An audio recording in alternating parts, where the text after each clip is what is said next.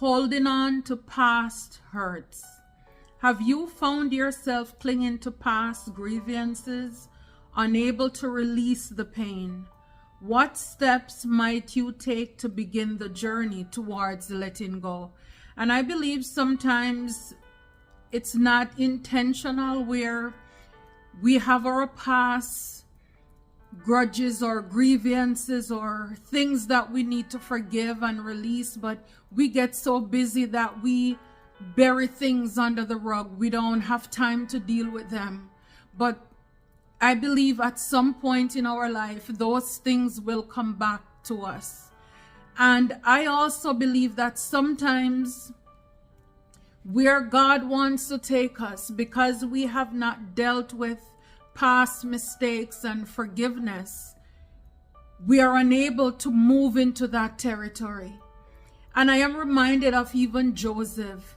To me, he was in physical prison, but I also believe that there was a spiritual aspect to that as well,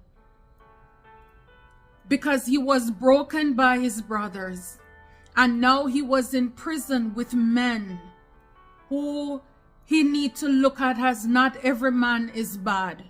And so not until he was able to reconcile that, to forgive, I would like to call them his spiritual brothers, and he led them. He wasn't bitter. He didn't take out his pain on them.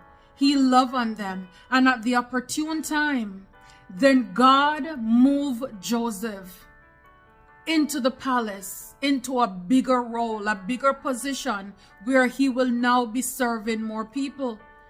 Joseph did not even know that he would ever see his brothers again. But see, God knew that he would be meeting his brothers again, and he would need to forgive them. So is it that while he was in prison, God was working on him with forgiveness? And so when the opportune time came and he encountered his brothers, he was able to quickly release them. Forgiveness is important. Remember, it's not just for them. We are the ones who will be benefiting from releasing people.